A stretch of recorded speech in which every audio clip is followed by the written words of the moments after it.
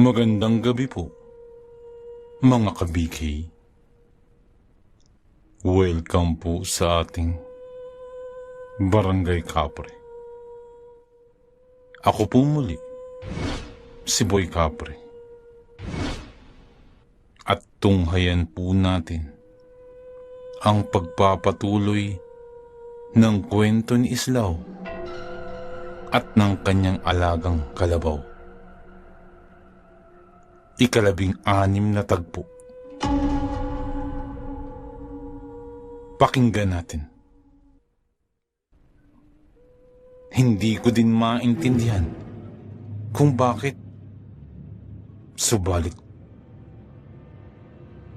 tingin ko talaga ay parang may kakaiba sa baryo na ito. Kung iyong titingnan, ay parang pangkaraniwang baryo lang naman ito sa aming probinsya. At parang ang kaibahan lamang ay ubod dito ng layo. Ngunit bukod dun, ay mayroon talaga akong nararamdamang kakaiba sa baryong ito. Ang baryong ito ay binubuo ng mga mumunting bahay kubo na nagsisilbing tirahan ng mga mamamayan nito. Mga bahay na yari sa kawayan, pawid, at mga maiging inayos na mga amakan at iba pang dahon na ginagamit sa paggawa ng mga bahay. Mapapansin mo habang papasok ka pa lamang ng baryo ang mga palamuti at mga banderitas. Marahil ay magdaraos din ng kapistahan ng baryong ito. At ito marahil ang dahilan kung bakit kami naimbitahan sa piyesta. Ngunit bukod dun, ay hindi ako nakakaramdam ng kagalakan habang nasa buka na kami ng baryong ito. Dahil doon, ay napatingin ako kay Kadyo upang makita kung ano ang kanyang reaksyon sa baryo. Ngunit nang mahagip ng aking paningin si Kadyo, ay todong ngiti ito. Inaayos ang kanyang magarang damit at tila inaayos din ang kanyang buhok. Plantsadong-plantsado ang kanyang buhok na parang dinilaan ng kalabaw ang pagkakaayos nito. At habang pinagmamasdan ko si Kadyo, ay ibang-iba talaga ang kanyang reaksyon. Sapagkat hindi ko siya kinakitaan ng kahit anong kaba o nerbiyos. Kung di pagkasabik, kasabik kang makapasok sa baryong ito. Dahil dun, ay naisip ko na magdasal na. Iniisip ko na mas maiging may pananggalang kami. Sinimulan ko ng pagdarasal. Ngunit hindi pa ako natatapos sa aking dinarasal, ay nang maya-maya pa'y biglang nagsalita si Kadyo. Dahil dun, ay napatigil ako sa aking pagdarasal. Islaw, tingnan mo, may mga banderitas pang nakasabit. Kaya naman pala tayo naimbita dahil piyesta pala rito. Sambit pa ni Kadyo. Iyon natin ang naisip ko, Kadyo. Tugon ko naman. Ngayon, nauunawaan ko na kung bakit ka naimbitahan din. Marahil ay may karera din ng kalabaw dito na idadao sa kanilang baryo.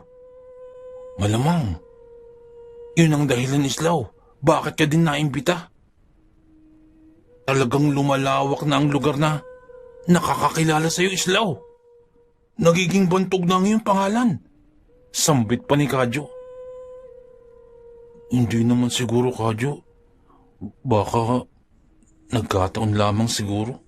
Tugon ko naman. Habang papasok sa bukana ng baryo, ay natanong ko si Kadyo.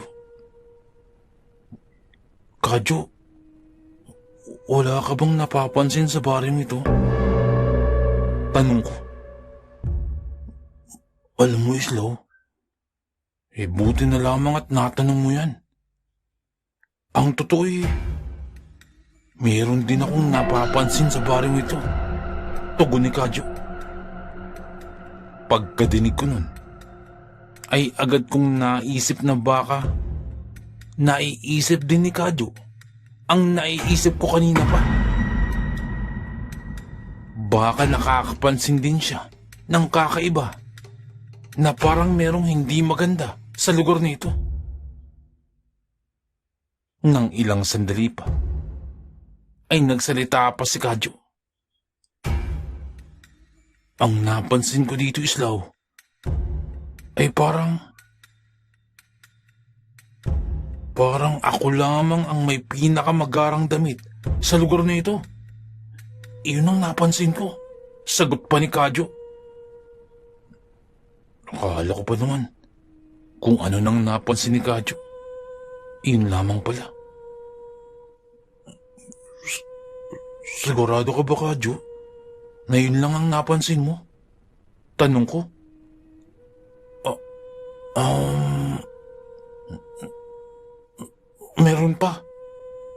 Meron pa ako napansin. Napansin ko din na medyo malayo ang baryo na ito. Subalit, walang malayo sa akin. Kahit ilang ilog pa yan, tatawirin ko para lamang kay Minerva. Sambit pa ni Kadyo. Dahil dun, ay napabuntong hininga na lamang ako. At mukhang wala nga talagang napapansin si Kadyo na kakaiba. O baka naman ako lang talaga ang nakakapansin. Dala na rin siguro ng matinding gutom at uhaw. Dahil na rin sa layo nito.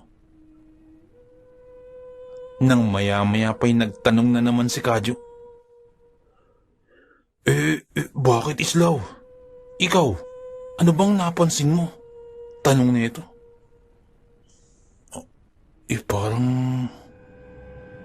Parang may napapansin akong kakaiba sa lugar na ito, Kadyo. Parang bigla akong nakaramdam ng kakaiba. Parang hindi ako komportable. Bulong ko pa. Baka kasi may makadinig sa akin. Bakit nagugutom ka na, Islaw? Minsan kasi ganyan din ako kapag nalilipasan ng gutom. Kagaya ng nararamdaman mo, yung parang hindi ako komportable. Ganyan ako pag nalilipasan ng gutom Di bali, pista naman dito. At tiyak, marami tayong makakainan. Sagot naman ni Kadyo. Islaw, ano naman palang masasabi mo sa aking kasuotan ngayon? Maayos ba? Tingin mo ba magugustuhan to ni Minerva? Tanong pa ni Kadyo. Maayos naman. Tingin ko nga sa suot mong yan para kang dadalo ng iyong kauna-unahan na communion. Sambit ko pa. Hindi naman, Islaw. Sobra ka namang makapagsalita. Sagot naman ni Kadyo. Magsasalita pa sana si Kadyo. Nang maya-maya may nakita na kaming mga tao na taga roon.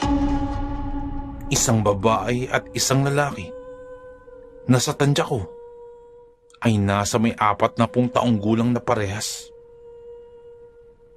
At sa tingin ko din ay mag-asawa ang dalawang yun o di kaya ay magkamag-anak. Subalit nakatingin lamang ang dalawang iyon sa amin ni Kadyo na parang ngayon lamang nakakita ng ibang tao. Kadyo, tingnan mo. Tinitingnan tayo ng mga tao rito. Bulong ko. Si Kadyo naman ay tila walang narinig. Todong ngiti pa rin ito na parang tuwang-tuwa sa atensyong nakukuha nito. Nang ilang sandali pa, ay may lumabas pang ibang mga tao na mula sa kani-kanilang mga bahay. At pagkalabas ng mga ito, ay pawang mga nakatingin lamang sa amin. Lalo na sa akin. Dahil dun, ay lalo kong tinawag si Kadyo.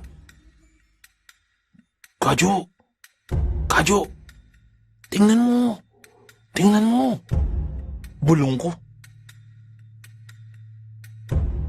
Subalit si Kadyo ay tila nabingin na sa mga tawag ko.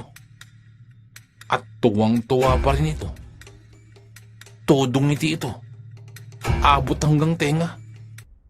Labas lahat ng ipin sa pagkakangiti. At habang binabagtas namin ang kalsada papasok sa baryo na iyon, ay unti-unting nagsisipaglabasan ang mga tao. Sa tingin ko ay mga pangkaraniwang tao lang naman sila. Subalit kakaiba yung kanilang mga tingin. Parang ang tatalim ng mga tingin na ibinabato nila sa amin. Ngunit sa kabila ng matatalim na tingin, ay tila nakangiti pa ang iba rito na parang may pinananabikan. At ang mga ngiti na yun at ang matatalim na tingin ay parang nagdudulot ng kakaibang kilabot sa akin. Dahil dun, ay tinawag kong muli si Kadyo. Kadyo! Kadyo! Kadyo! Tingnan mo! Kadyo! Paulit-ulit kong tawag kay Kadyo. Matapos ang makailang ulit kong tawag kay Kadyo, ay saka pa lamang ito napalingon sa akin. Islaw, bakit? Ano ba yun? Tanong sa akin ni Kadyo. Ngunit habang nakasakay kami sa kanya-kanya naming kalabaw, ay nakangiti pa din itong si Kadyo at tila tuwang-tuwa talaga sa nakukuha niyang atensyon mula sa mga tao sa baryo na ito. Muli ay nagtanong ako kay Kadyo. Kadyo, wala ka ba talagang napapansin? Mula pa kanina? O kaya, wala ka bang pagdududa sa mga tao dito? Bulong ko. Ano bang kahinahinala sa mga yan, Islaw? Kita mo namang tuwang-tuwa sila na may dumating na panauhin sa kanilang piyesta. Tugon naman ni Kadyo. Tuwang-tuwa ba yan, ha? Ganyan yung tingin nila sa atin. Parang nanilisik. Kakaiba yung mga tingin sa atin. Hindi mo ba napansin yun, Kadyo? Sambit ko pa. Ganyan lang talaga yan sila, Islaw. Ikaw naman eh. Siyempre, tuwang-tuwa silang makakita ng mga nagagandahang lalaki na panauhin. Kaya, ngitian mo lang sila. Ngitian mo lang silang lahat. Ikaw din. Baka sabihan kang suplado. Tugon naman ni Kadyo. At patuloy pa din ito sa pagngiti sa mga taong nakatingin sa amin. Bagamat naiilang na ako sa mga kaganapan, ay hindi na komportable ang aking nararamdaman. At sumang-ayon na lamang ako sa sinabi ni Kadyo. Ngunit habang palalim na ng palalim sa looban ng baryo ang aming binabagtas, ay isa-isa nang nagsisipaglabasan ng mga taga ron. At paunti-unti ay lumalapit ang mga to sa amin. Napakiwari ko ay dahan-dahan na kaming napapaligiran. Lalong bumibigat ang aking pakiramdam. Ang kaba na nararamdaman ko ay unti-unti nang nadaragdagan. At habang papalapit ang mga to na naroroon, ay unti-unti naman kaming napapaligiran. At unti-unti naman akong nakakaamoy ng mga nakasusulasok na amoy. Napakabaho. Parang nabubulok na mga laman. At parang nanunuot ang amoy nito. Subalit ang amoy na ito ay hindi ko naamoy. Ngayon lamang, naamoy ko na ito nung nakaraan. Dahil dun, ay parang biglang may bumulong sa akin. At bigla kong naalala yung dasal na hindi ko natapos kanina.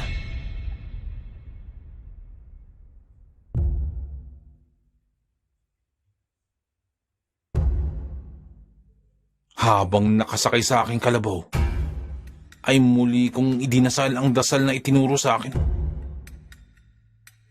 Ngunit sa kalagitnaan ng aking pagdarasal, ay papalapit na rin sa amin ang mga tao dun at lalong tumindi ang amoy.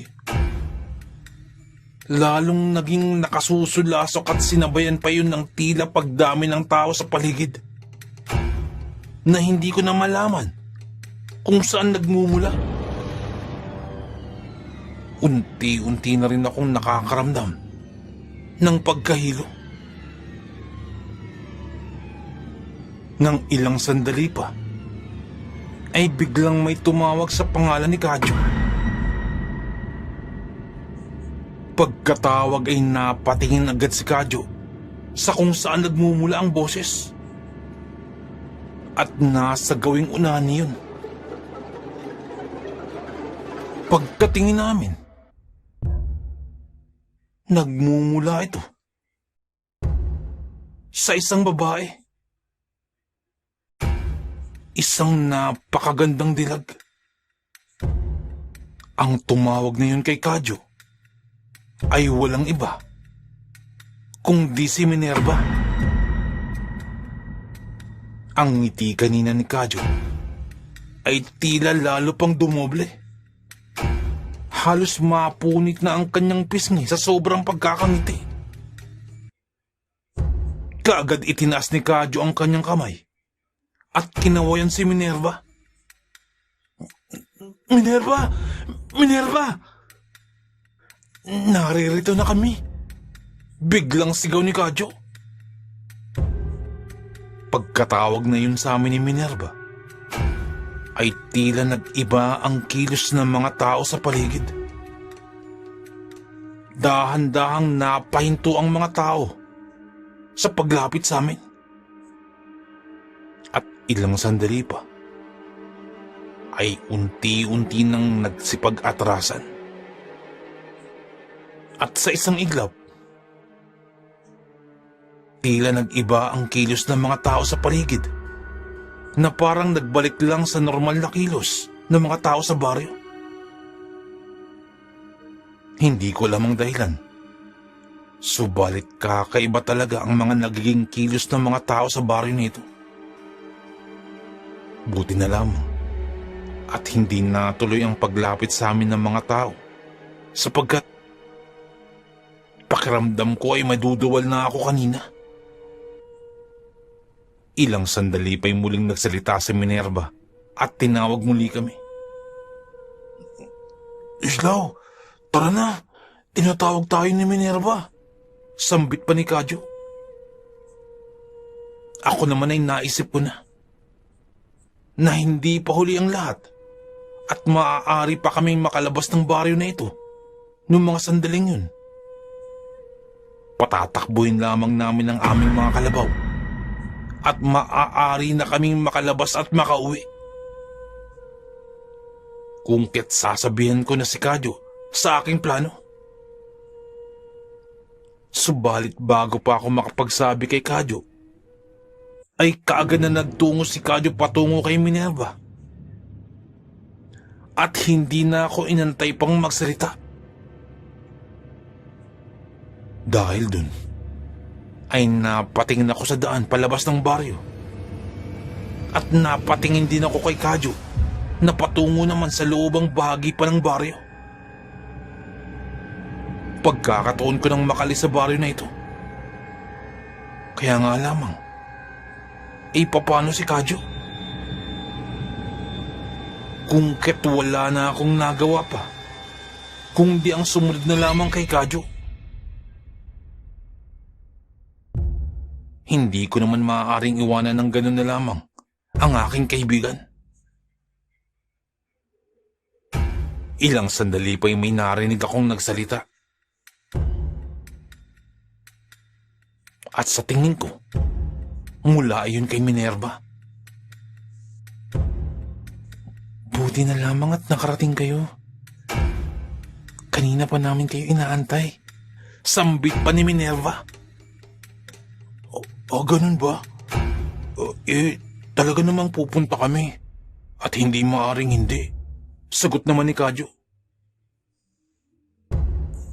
Ganun ba? Nakakatuwa naman talaga. At talagang pinaunlakan mo ang aking paanyaya. Napakalaking bagay nito para sa akin. At labis ko itong ikinatutuwa. Sambit pa ni Minerva. Kadyo, matanong ko na rin pala.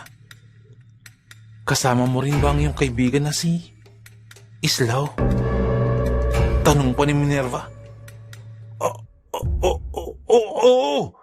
Oo. Kasama ko si Islaw. Ang totoo niyan ay naririyan lamang siya. At pasunod na rin yun sa akin. Sambit pa ni Kadyo. Talagang napakabuti naman ninyo. At nais niyo pa talagang isama ang iyong mga kaibigan. Talagang labis akong nagpapasalamat sa inyong pagpapaunlak. Kahit napakalayo ng aming lugar. At dahil dyan, ay ipaghahanda ko kayo ng maiinom.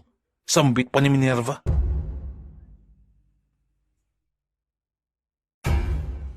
Ako naman ay kakarating ko pa lamang kung saan naroon si Kadyo.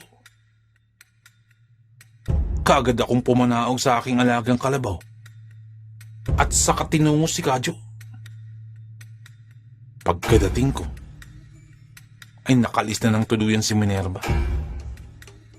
At dahil din dun ay dali-dali kong sinabihan si Kadyo. Kadyo, tara na! Umalis na tayo rito. Baka abutan pa tayo ng dilim sa lugar na ito.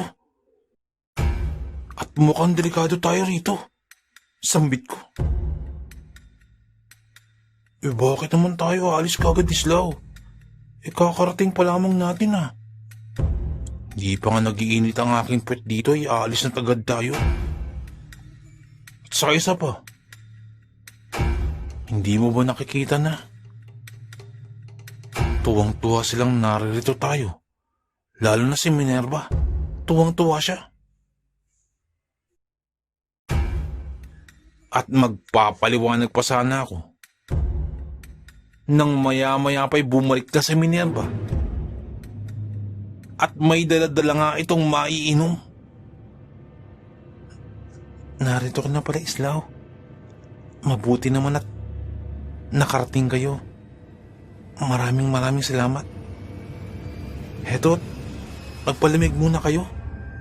Alam ko namang napakalayo ng inyong biniyahe. Sambit pa ni Minerva. Pagkakita ako sa mga inumin na nakalagay sa babasaging baso, ay hindi na ako komportable dito. Duda na ako sa inuming ito. Hindi ko naman masiguro. Subalit, parang may bumubulong sa akin na huwag inumin ang palamig na yun.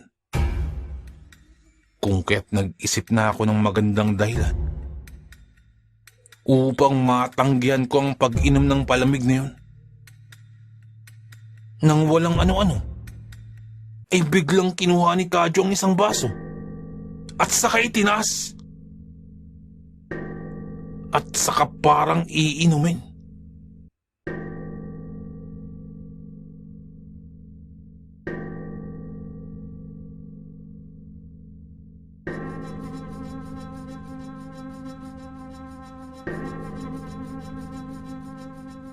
Nang makita ako ni Minerva, ay saka ito nag-alok ng maiinom sa amin ni Kadyo. Pagkakita ko sa mga inumin na nakalagay sa babasaging baso,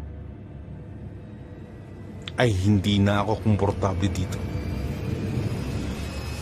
Hindi ko naman masiguro, subalit parang may bumubulong sa akin na huwag iinumin ang palamig na yun. Kung kaya't nag-isip na ako ng magandang dahilan upang matanggihan ko ang pag-inom ng palamig na yan. Nang walang ano-ano, ay biglang kinuha ni Kadyo ang isang baso at saka itinaas ang baso at saka tangkang iinumin. Dahil doon ay nag-isip ako ng paraan para mapigilan yun. Ang naghatid ng maiinom ay si Minerva at nakatingin lamang sa amin na tila may inaantay lamang. At mukhang iinumin na nga ng tuluyan ni Kadyo ang palamig nang bigla ko itong sagiin sa kanyang bandang siko. Dahilan upang malaglag ang basong hawak niya. Basag ang baso. At biglang napatingin ang mga naroroon at tiningnan sa kung saan nalaglag ang baso. Napatingin din bigla si Minerva nung mga sandaling yun. Ngunit agad naman niyang binawi yun ng kanyang ngiti. Ngumiti ito sa amin at nagsalita. Hayaan mo na lamang, Kadyo. Baka hindi sinasadyang masagi yun ni Islaw. Sambit pa ni Minerva. Ako naman ay tila nabunutan ng tinik sapagkat napigilan ko ang tangka ni Kadyong inumin yun. Dahil dun, ay nagpasya na akong lumabas na muna. Nang ilang sandali pa, ay nahagip ng aking paningin na dinampot muli ni Kadyo ang isa pang baso. Kung kaya't napabalikwas ako, pabalik kay Kadyo. At tangka na niyang isusubo sa kanyang bibig ang baso. Pipigilan ko na si Kadyo at pilit kong inaabot ang kanyang balikat. Pagkahawak ko sa kanyang balikat, ay agad itong napalingon sa akin at bahagya pang nakangiti. Kadyo, uminom ka ba? Bigla akong tanong. Pagkatingin ko, ay naabawasan nga nito ang laman ng baso. At ilang saglit pa, ay lumagok pa ito. Hudyat na uminom talaga ito ng inuming dala-dala ni Minerva. Oy, Islaw. Uhaw na kasi ako eh. Ikaw, gusto mo ba? Alok pa niya ito sa akin. Bakit mininom, Kadyo? Gulat na gulat tong tanong. At hindi ako makapaniwalang uminom talaga si Kadyo dun. Nung mga sandaling tinatanong ko si Kadyo, ay kami na lamang na dalawa ang naroroon at kaaalis lamang ni Minerva. Uhaw na kasi ko, Islaw eh. Biruin mo, maghapon tayong naglakbay. Isipin mo naman yung init at pagod na dinadanas natin. Tugon pa ni Kadyo. Dapat sa iba ka na lamang uminom at hindi diyan. Sagot ko pa. Bakit naman ganun, Islaw? Bakit? Para yun lang naman eh. Ano bang masama dun? Kung gusto mo di uminom ka din. Sagot naman ni Kadyo. Saka, ano bang ikinakatakot mo sa lugar na ito? Kita mo naman na tuwang-tuwa yung mga taga rito na bumisita tayo dito, Islaw. Yung bumisita tayo sa kanilang piyesta.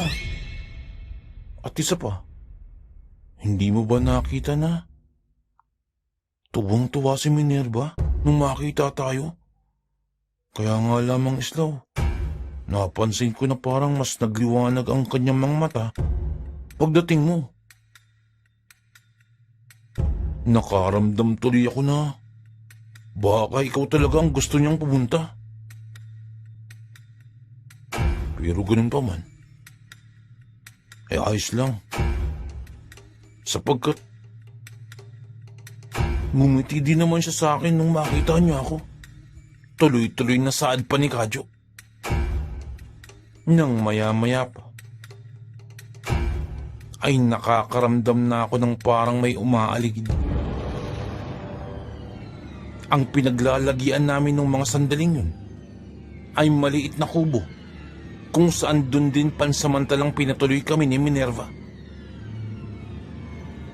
Sa mga sandaling ito ay kaming dalawa lamang ni Kadyo ang naririto sa loob ng kubo.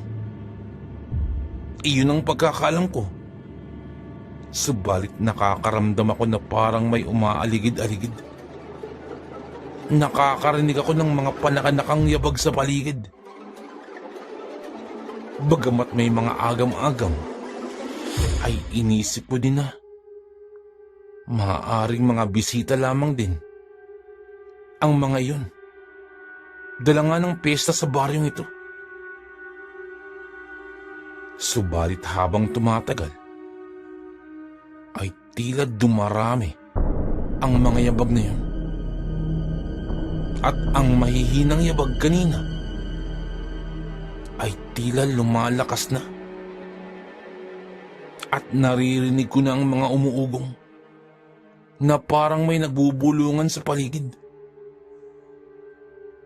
Kung kaya't pinakaramdaman ko yung mga nagbubulungan, inilapat ko ang aking tenga sa may pawid at pilit kong pinakinggan kung ano ang kanilang pag-uusapan at kung anong aking masasagap. Ilang saglit pa ay bigla akong kinabahan sapagkat iyong mga nagbubulungan sa paligid ay tila umiikot lamang sa kubo na pinaglalagian namin.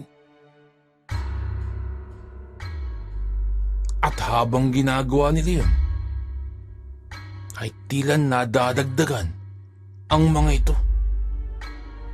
Dumarami sila. Kung kaya't tinapik ko kagad si Kadyo upang sabihin ang natuklasan ko.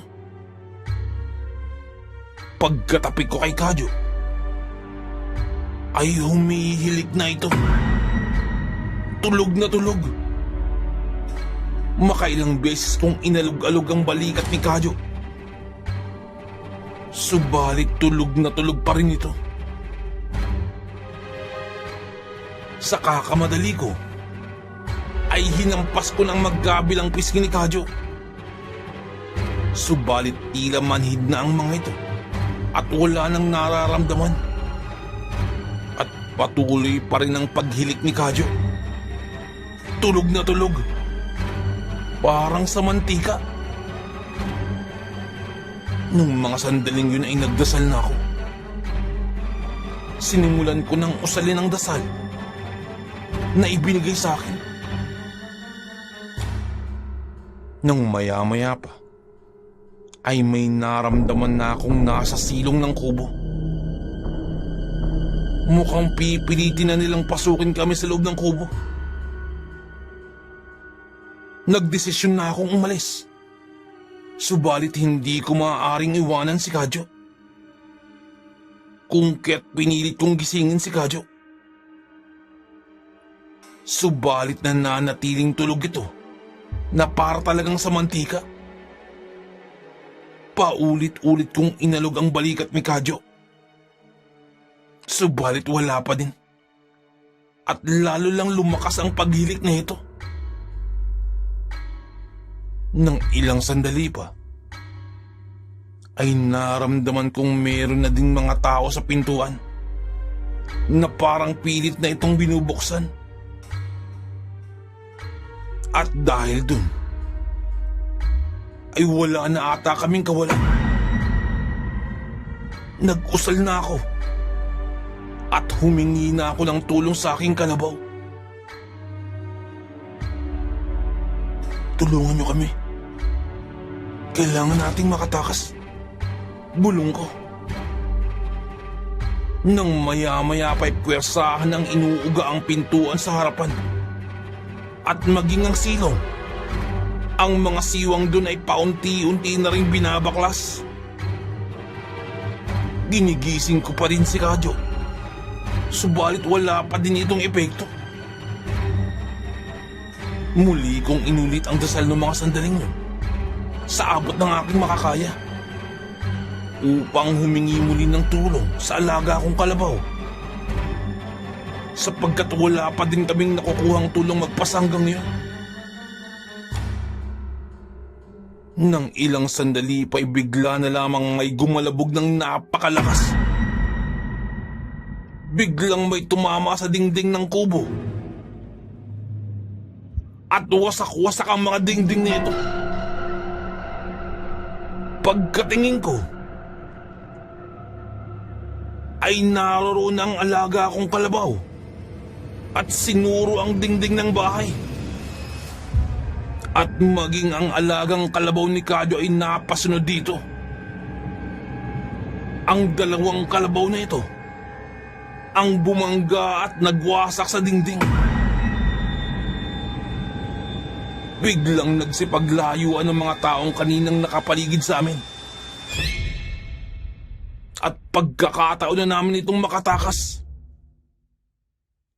Subalit nananatiling tulog si Kadyo. Muli kong inalog-alog si Kadyo. Subalit tila mas lumakas pa ang paghilik na ito. At nag-iba pa ng pwesto. Yung mas komportable siya. At tuluyan pang natulog. Nung maya-maya pa'y nakakarinig na ako ng mga pag-angil mula sa paligid. Ang kaninang mga nakapalibot na tao sa kubo ay ngayon ay kakaiba ng ikinikilos. Naglalaway na ang mga ito na parang sa nauulol na aso. At ang kaalinsabay nun ay ang kakaibang kilos na parang mga mababangis na hayop na sinasabayan pa ng mga hindi pangkaraniwang angil. Mukhang makakatay kami dito pag hindi kami nakalis. Sa isip-isip ko. Subalit hindi ko maaaring iwanan si Kadyo dito.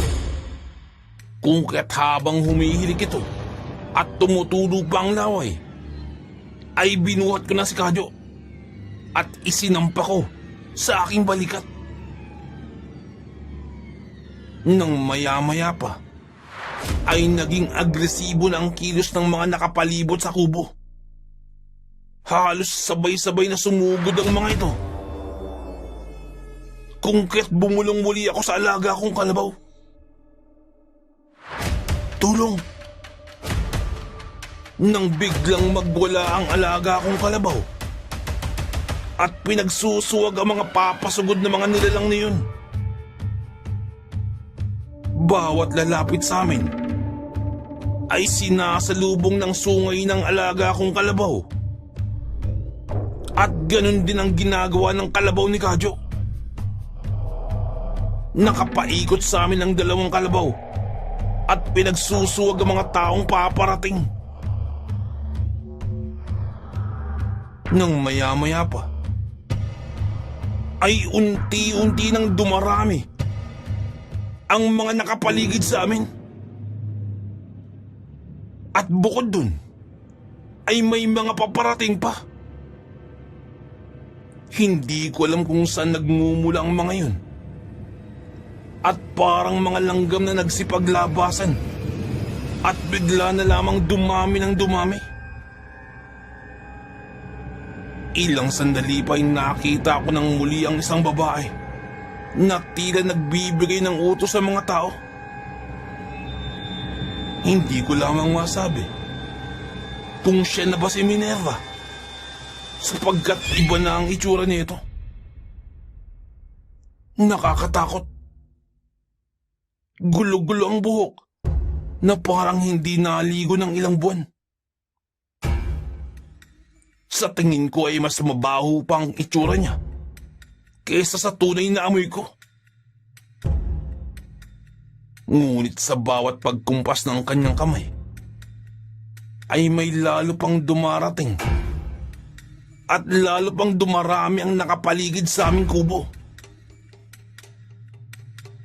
At maging ang mga alaga naming kalabaw ay nahihirapan na ding mapigilan ang pagdagsa ng mga kakaibang nilalang na ito.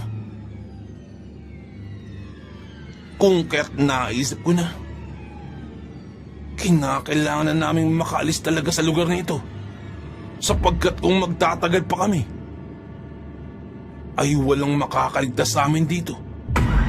Maging ang aming mga kalabaw ay gagawing handa sa pesta ng mga ito. Kaya nga lamang,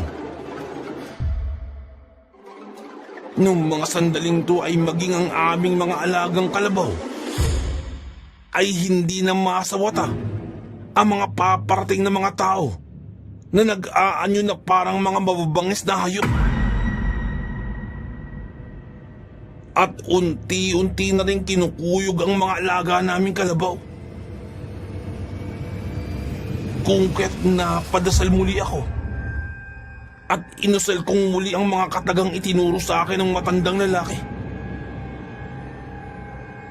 Matapos yun, ay saka ako bumulong. Tulong. Tulungan mo kami upang makalis tayo dito. Kasunod nun ay nagkakakawag yung dalawang kalabaw.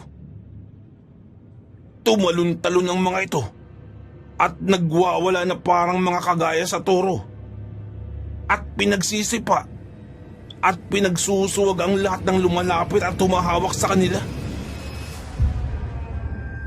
At nang makaalpas na mula sa pagkakakapit ng mga nilalang na yun, ay naghanda na ako upang sumakay sa aking alagang kalabaw.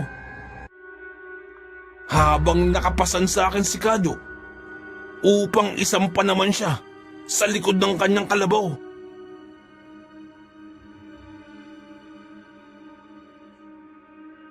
Nang biglang nagtatatakbo ang dalawang kalabaw palabas ng kubo.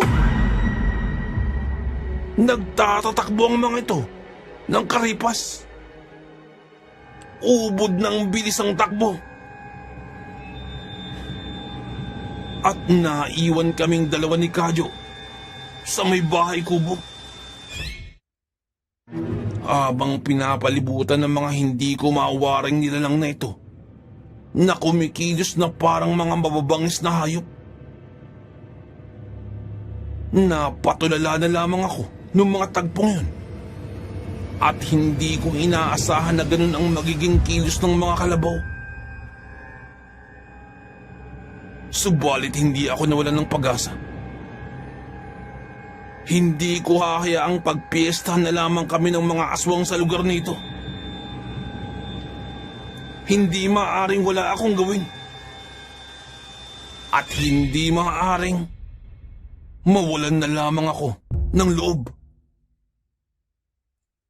Hindi pwedeng antayin na lamang namin ang aming kasasapitan dito. Muli ay nagdasal ako. At muling inulit ko ang aking mga inusal kanina. At muling humingi ng tulong. Ngunit sa pagkakataong ito, ay isinigaw ko ito. Subalit sa mga tagpong ito, ay wasak na ang mga dingding na humaharang sa amin at sa mga nilalang na ito. At talagang papalapit na ang mga ito. At mukhang magaganap ng bagay na pinakiiwasan namin.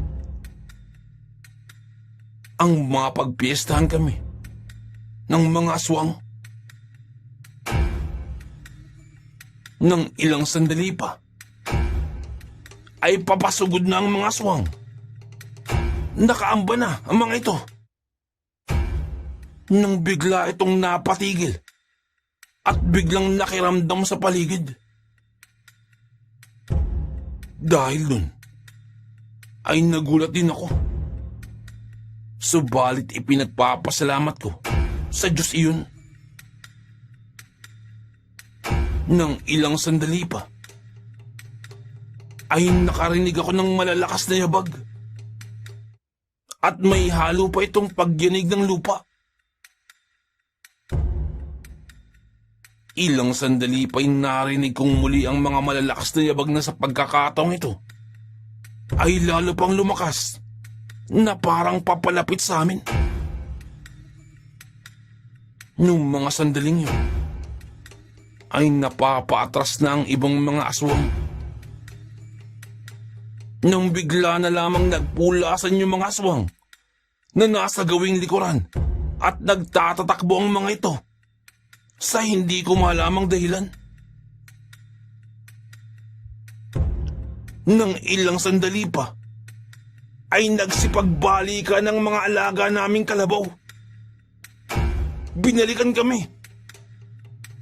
Ngunit kasunod nun ay dinig ko pa din ang malalakas na yabag na nagpapanginig ng lupa. Sa puntong to ay tuluyan ang nagsipagtakbuhan ng lahat ng aswang napapasugod sa amin kanina. Ilang sandali pa, ay biglang may nagpakita na isang nilalang. Kasunod ito ng mga alaga naming kalabaw. Pagkakita ko'y napamulagat na lamang ang aking mata. Napawang ang aking bibig. At hindi ko malaman ang aking ikikilos.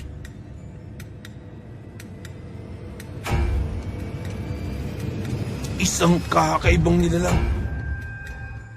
Napakalaki nito.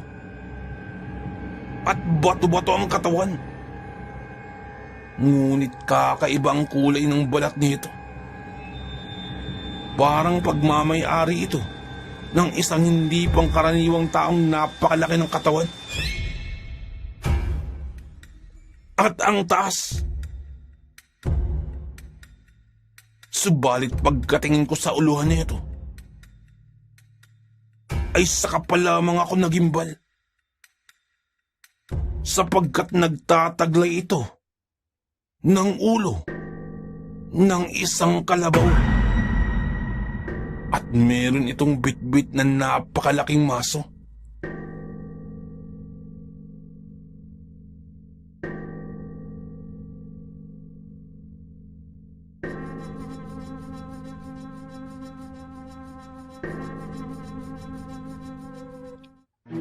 Nang ilang sandali pa, ay nakarinig ako ng malalakas na yabag. At may halo pa itong pagyanig ng lupa.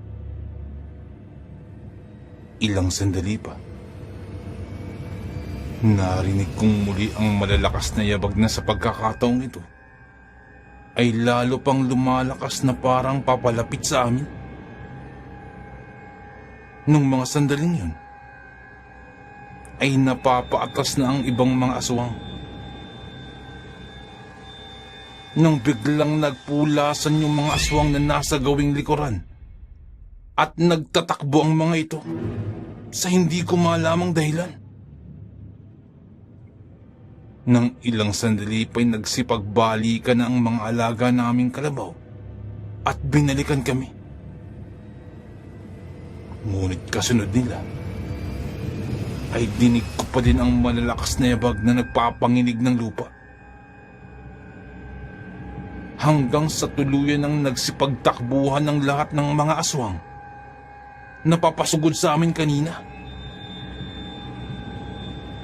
At kasunod ng mga alaga naming kalabaw, ay ilang sandali pa, ay biglang may lumabas na isang kakaibang nilalang. Napakalaki nito at bato-bato ang katawan. Ngunit kakaiba ang kulay ng balat nito.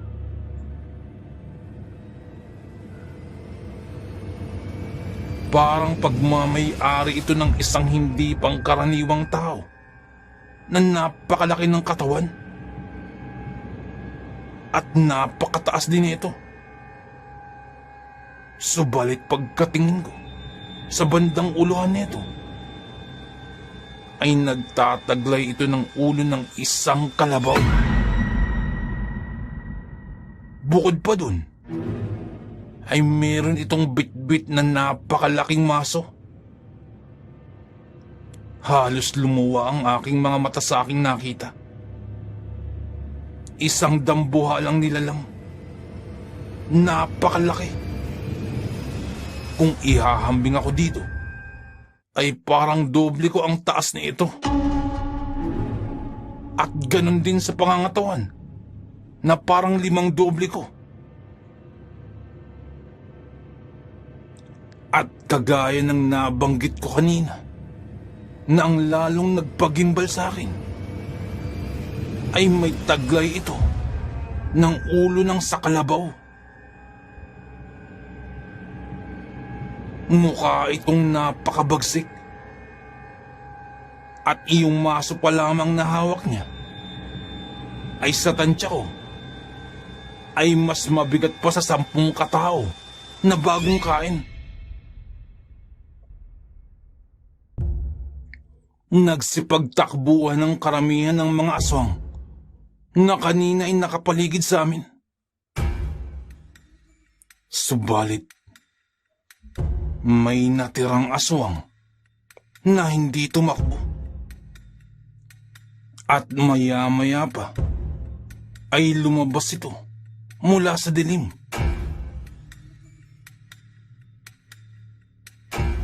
Ang isang aswang na yun ay higit na mas malaki sa karamihan ng mga nakapaligid kanina. Ilang saglit pa'y naglikha ito ng nakakakilabot na huni. Napakalakas at sinabayan ng nakapangingilabot na pag-angil. Siya lamang ang humarap sa dambuhalang nilalang na may ulo ng kalabaw. Nang umangil ang malaking aswang na yun, ay tumigil sa pagtakbo palayo ang mga aswang at tila nagsipaglingunan. At muling hinarap ng mga ito ang dambuhalang nilalang na may ulo ng kalabaw. Ilang sandali pa'y tila nakahanap muli ng lakas ng loob ang mga aswang at halos sabay-sabay na nagsipag-angilan paharap sa dambuhalang nilalang na yun. Nung mga sandaling yun ay nasa puntong gusto ko nang tumakas at sumakay na sa alaga akong kalabaw. Dahil ito ng pagkakataon upang mailigtas ko ang aking sarili, pati na rin si Kadyo. Kaya nga lamang, ay parang hindi ko maialis ang aking paningin sa napipintong sagupaan ng dambuhalang nilalang na yun at ng pinakamalaking aswang na humarap sa kanya. Ilang sandali pa, ay dahan-dahan nang lumalapit ang mga alagad ng aswang na yun sa pangunguna ng malaking aswang. Nananatiling nakatayo lamang ang dambuhalang nilalang na may ulo ng kalabaw. At tila wala itong ginagawa maliban sa nakatayo lamang habang bitbit ang kanyang maso. Sa tingin ko ay masyadong marami ang angkan ng mga aswang at nanunumbalik na ang kanilang bangis. Nang biglang sumagi sa isip ko na usalin muli ang dasal na itinuro sa akin. Habang inuusal ko ang dasal, ay papalapit pa ng papalapit ang angkan ng mga aswang, paikot sa dambuhalang nilalang. Unti-unti na nilang napapaligiran ng dambuhalang nilalang. Nang matapos na ang aking inuusal, ay bumulong ako. Sugod. At biglang kumilos ang dambuhalang nilalang. Hinambalos nito ang malaking maso sa lupa. Yumanig ang lupa na parang sa lumindol. At sa isang iglap ay biglang nawala ang dambuhalang nilalang. At nang muli ko itong makita, ay nakatapak na ang isang paa nito sa pinakamalaking aswang ng angkan na yun. Pilit na nagkakakawag ang malaking aswang na yun. Subalit tila hindi na ito makatakas habang tinutungtungan ng isang paa ng dambuhalang nilalang. Manghang-mangha ako sa dambuhalang nilalang na yun, na may ulo ng kalabaw. Subalit bukod sa nakakagulat na liksi at bilis na ipinamalas nito, ang mas nakagigimbal ay tila sumunod ito sa aking utos. Ang mga alaga naming kalabaw ay nagsipagsuguran din sa mga aswang. Sinuwag nito ang mga aswang na nakaharang, na nakapaligid sa dambuhalang nilalang. Kumaripas naman ng takbo ang mga aswang at iniwanan ng pinakamalaking aswang na nakaipit sa paanan ng dambuhalang nilalang.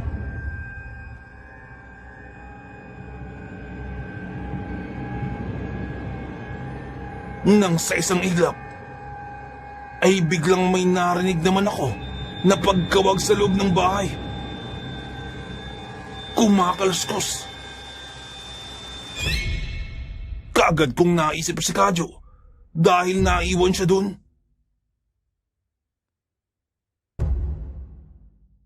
Pagkatingin ko ay kamuntika nang may lumapit kay Kadyo. Agad akong napatakbo kung saan nagmumula ang kaluskos na yun.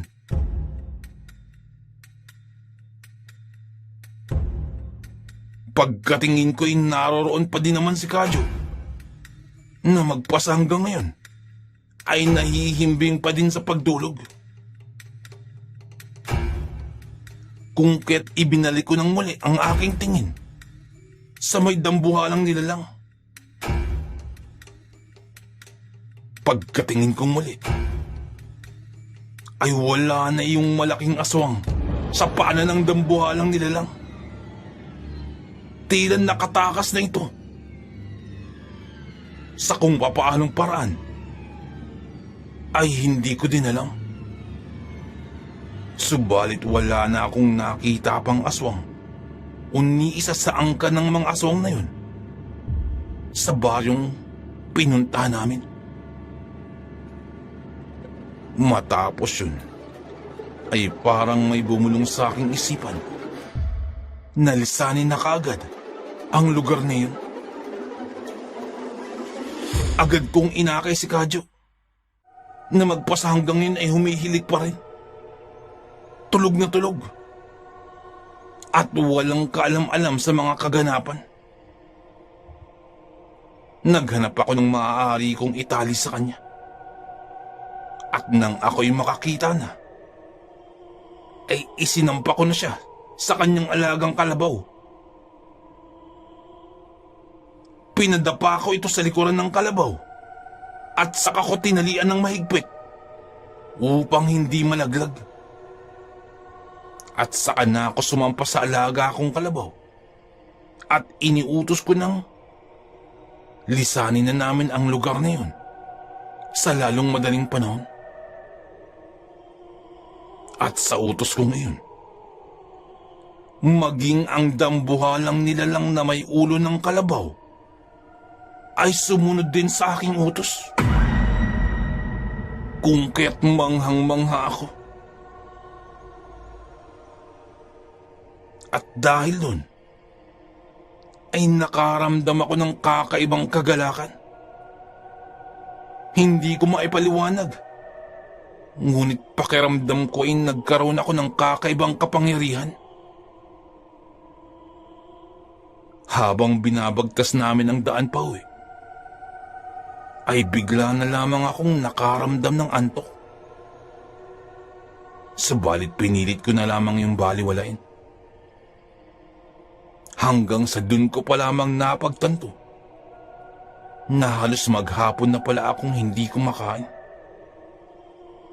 Kung kaya't inutusan ko ang alaga kong kalabaw na bilisan na ang aming pag-uwi.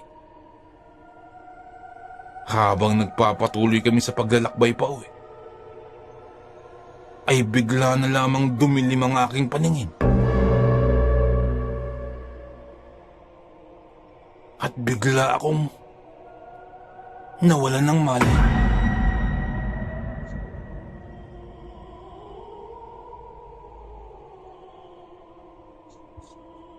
Pagkamulat ng aking mga mata,